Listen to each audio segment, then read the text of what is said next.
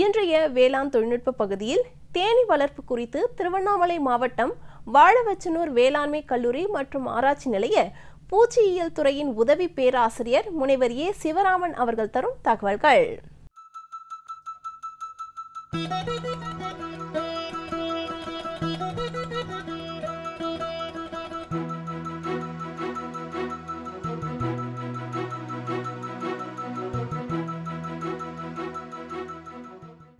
நாம் இப்போது தேனீ வளர்ப்பு பற்றி பேச இருக்கிறோம். தேனீக்கள் விலங்கின வகைப்பாட்டில் ஹைமெனாப்டரா என்னும் வரிசையில் ஏபிடை என்னும் குடும்பத்தை சார்ந்தவை. இவை மனிதர்கள் போல கூட்டமாக சேர்ந்து வாழும் பழக்கம் கொண்டவை. நவீன காலத்திலும் மனிதர்களால் தயாரிக்க முடியாத ஒரு பொருள் தேன். இவற்றை தேனீக்கள் மட்டுமே செய்து முடிக்கின்றன. தேனீக்கள் மரங்களில் பூக்களில் இருந்து மதுரத்தை சேகரித்து வந்து தேனாக மாற்றி அதை கூட்டினில் சேகரித்து வைக்கிறது. தேனீக்களில் பல வகைகள் உள்ளன. அதில் மலை தேனீ, இத்தாலிய தேனீ, இந்திய தேனீ, கொம்பு தேனீ மற்றும் கொசு தேனீ ஆகியவை ஆகும். இதில் இந்திய தேனீ, இத்தாலிய தேனீ ஆகியவை வணிக ரீதியாக வளர்க்கப்பட்டு தேன் சேகரிக்க பயன்படுகின்றன. சமீப காலமாக கொசு தேனீக்களும் வணிக ரீதியாக வளர்க்கப்பட்டு அதில் தேன் எடுக்கப்படுகிறது. தேன் அதிக மருத்துவ பயன்கள் நிறைந்தது. இதில் இத்தாலிய தேனீ என்பது வட இந்தியாவின் ஹரியானா, பஞ்சாப் போன்ற மாநிலங்களில் அதிகமாக வளர்க்கப்படுகிறது. நமது தமிழ்நாட்டின் தட்பவெப்ப சூழ்நிலைக்கு ஏற்ற ஒரு தேனீ என்பது இந்திய தேனீ ஆகும். வேலைக்கு ஏற்றாற்போல உடலில் பல தகவமைப்புகளும் உடல் ரீதியான மாற்றங்களும் உண்டு. அதில் ராணி தேனீ, ஆண் தேனீ மற்றும் வேலைக்கார தேனீ ஆகியவை ஆகும். ஸோ ஒரு தேன் கூட்டில் ராணி தேனீ என்பது ஒன்று மட்டும் இருக்கும். ஸோ அந்த ராணி தேனீயானது தனது தாடை சுரப்பியிலிருந்து திரவத்தை சுரந்து மற்ற தேன் கூட்டு உறுப்பினர்களை கட்டுப்பாட்டில் வைத்திருக்கும்.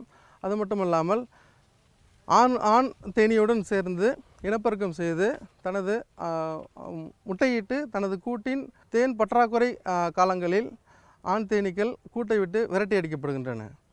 வேலைக்கார தேனீக்கள் தனது பேருக்கு ஏற்றார் போல கூட்டின் பல வேலைகளை வேலைக்கார தேனீக்களை செய்கின்றன. பிறந்து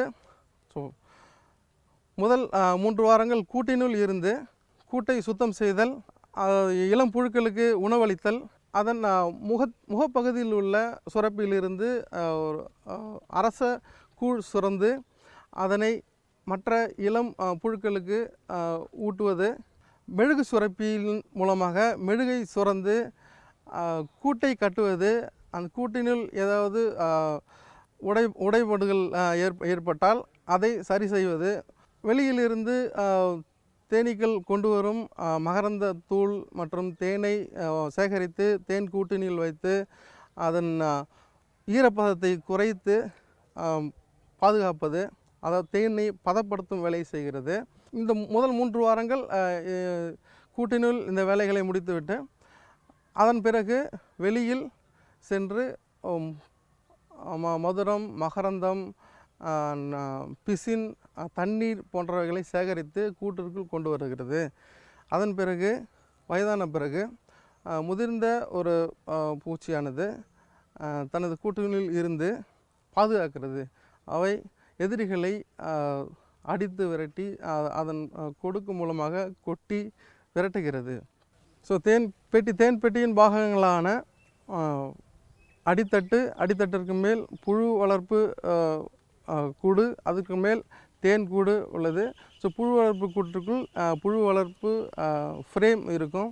ஸோ அதனுள் ராணி தேனீ இருந்து தேன் கூட்டிற்குள் உள்ள செல்லில் முட்டையிட்டு அதன் உறுப்பினர்களை பெருக்கும். ஸோ புழுக்களும் மற்ற முட்டை, புழு மற்றும் கூட்டுப்புழு ஆகியவை இந்த ப்ரூட் சேம்பரிலேயே இருக்கும். இவை தேனை சேகரிக்கின்றன. மேல் உள்ள தேன் கூட்டிற்கு ராணி செல்வதில்லை. அதை செல்வதை தடுப்பதற்கு ஒரு ராணி தடுப்பு அட்டை வைக்க வேண்டும்.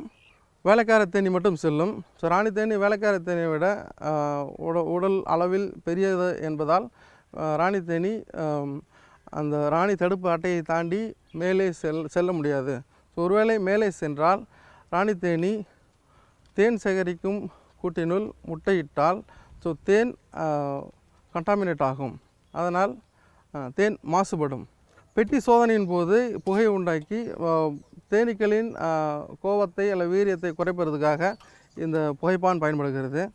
மேலும் இந்த கையுறையும் பயன்படுத்தி நாம் தேனீ கொட்டுவதிலிருந்து நம்மை பாதுகாத்து கொள்ளலாம்.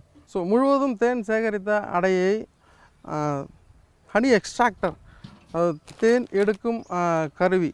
ஸோ தேன் அந்த அடையை ஓப்பன் செய்கிறதுக்கு டீகேப்பிங் நைஃப் இருக்குது. அந்த நைஃபை வச்சு ஹீட் பண்ணி கட் பண்ணி ஓப்பன் பண்ணிவிட்டு நீங்கள் இந்த தேனி அடையை இதனுள் வைத்து ஹனி எக்ஸ்ட்ராக்டரை இயக்க வேண்டும். இயக்கினால் சென்ட்ரிஃபியூகல் ஃபோர்ஸ் மூலமாக தேன் அடையிலிருந்து வெளிவந்து இந்த ட்ரம்மினில் சேகரம் ஆகிவிடும்.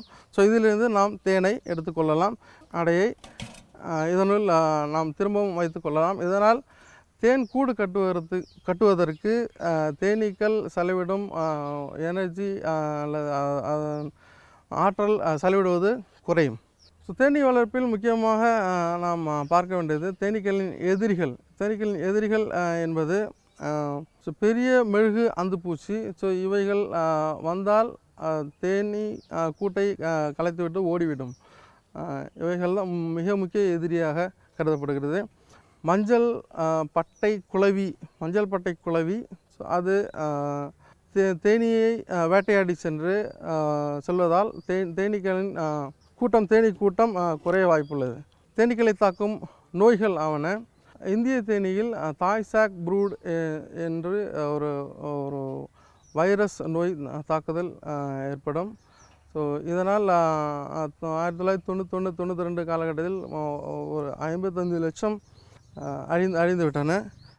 நவீன காலத்திலும் மனிதர்களால் தயாரிக்க முடியாத ஒரு பொருள் தேன். இவற்றை தேனீக்கள் மட்டுமே செய்து முடிக்கின்றன.